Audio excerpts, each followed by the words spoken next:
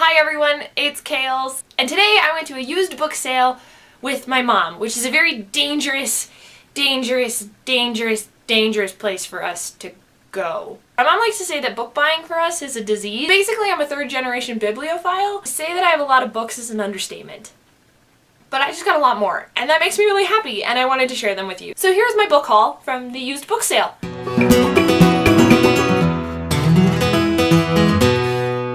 I don't know the total number of books I got, so we can count them as we go. That sounds like a great idea. Let's do that. So the first book I got, I didn't technically get at this used books haul, but I'm including it anyway because I bought it like 3 days ago and I finished it and I can't wait to do a book review on it. It's called All Fall Down by Ali Carter, and Ali Carter is one of my favorite authors. I met her a really long time ago. I actually got in a car accident on the way to her book signing, but that meant that I was last in line and she spent extra time talking to us. And that was when the second High Society book was coming out, so yeah, that was a little while ago. This is her brand new series. She's finished the Gallagher Girl series, and it's very interesting and very exciting, and I'll do a full review on it later, but I was really excited to get this new book. Yay! So the other thing about me is that if you're watching this for the first time is I am a theater nerd. I read not only books, but I read plays. I love them. I can't get enough of them. That's what I want to do in my life, is write plays, and so that's why I read them. So these were really exciting finds for me. I got famous plays of the 1920s and famous plays of the 1950s. I gotta be honest and say that I don't know a majority of these plays that are on here, so I'm excited to read these. The next two books that I got are also plays, both by Bernard Shaw. One is Pygmalion, which I can't remember if I've actually read or not. I feel like I have, because knowing me, I have read it, but now I have my own copy and I'll probably read it again. Fun fact, it's the play that My Fair Lady is based on. The other book is The Devil's Disciple, also by Bernard Shaw. Two more plays that I actually got were A Raisin in the Sun and The Crucible by Arthur Miller, both of which are classics and both of which I want my own copies of. That's basically why they're in here. Okay, this one you can't judge me for because I am a nerd and I like philosophy, and I read this book back in 8th grade. We have 2 copies already at our house. I'm telling you, this bibliophile thing is a serious illness. But I had to buy a new copy of Sophie's World because I wanted my own copy that my college graduate brain can read through and annotate. So anybody who doesn't know Sophie's World is about this young girl named Sophie. Go figure. Sophie who starts getting mysterious letters in her mailbox about different philosophers in the world, and she's taken on this very fascinating journey as she studies philosophy from this stranger who keeps putting letters and chapters of this book into her mailbox. I'm very excited to read it again after having studied a majority of these philosophers in college and not just in 8th grade. Next on my book haul list was one book that I had never heard of, but I read the back of it at the used bookstore and it sounded really awesome, and it was 50 cents, and you can't beat that. You just can't. This book is called Everlost by Neil Schumann, and it's about 2 kids, Nick and Allie, who don't die in a plane crash, kind of, and they get sent to like this spirit world in between place and having to battle with the monsters in this in between place, and it just sounded really fascinating, and like I said, it was 50 cents, and why not? I could always use more books on my bookshelf that are to be read.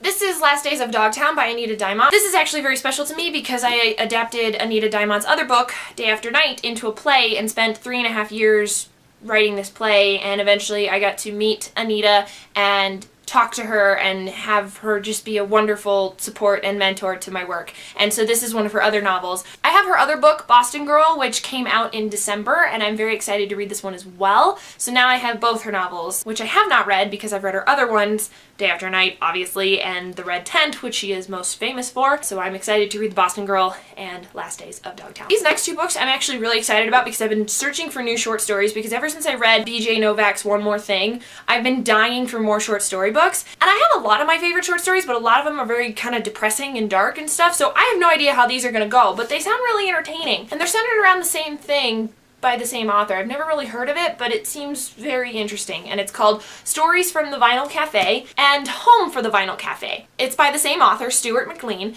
and apparently he hosts a radio show that is called From the Vinyl Cafe, and these are short stories I think that he has compiled into 2 different books. So I'm very excited to read them, and I'm very excited to have new fun short stories to read because I'm seriously lacking in that area. One thing you're going to learn about me if you don't already know is the fact that I'm a huge fan of classics. I love any sort of parody or adaptation of classics.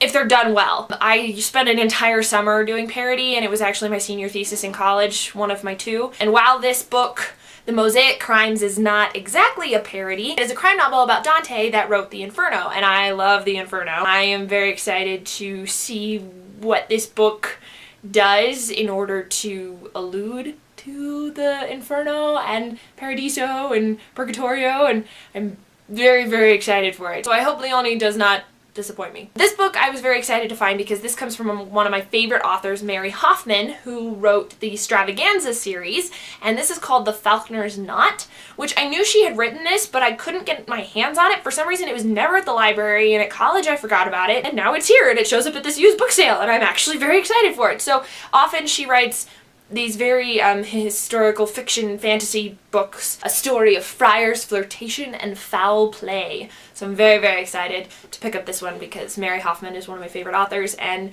reading anything by her is always a treat. As we're talking about favorite authors, one of my new recent favorite authors is Laura Oliver. I had read Lauren Oliver's Before I Fall and Delirium. I just got her new book back in September called Rooms, and oh my gosh, I finished it like a month ago, and it was one of my favorites that I'd read. And then when I saw this on the used bookstore shelves, Liesl and Poe, one of her children's books, I couldn't believe my eyes that I didn't know Lauren Oliver had written a children's book. The next book that I got is called Z. I'm not the biggest Great Gatsby fan. In fact, I'm not the biggest F. Scott Fitzgerald fan.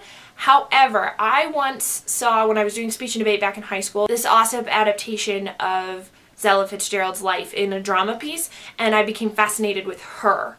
And she's also one of my favorite characters in Midnight in Paris, and I am very excited to read this book to learn more about her. Even though it is a novel, I still think it's going to be a lot of fun, and I can get my fill of my strange obsession with F. Scott Fitzgerald's wife. I told you I'm already a fan of classics, and while I've already read East of Eden, I've been dying for my own copy because I had a 99-cent dinky copy where all of the pages kept falling out and you couldn't make any annotations. And while this book is not much better in terms of, you know, short print and not many margin space to be able to make annotations, I at least have my own bloomin' copy now. This one I bought was Gathering Blue by Lewis Lowry, which is a book that I have not read. I know it's shocking that I have not read this book, but Lewis Lowry is one of my favorites because of The Giver.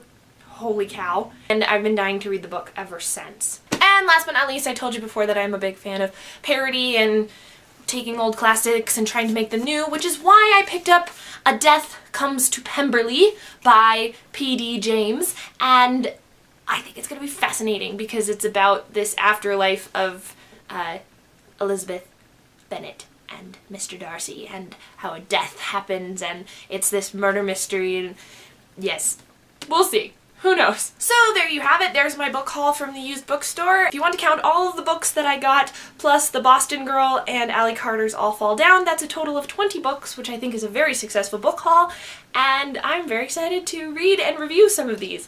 So, until next time. One of my two was a study on parody.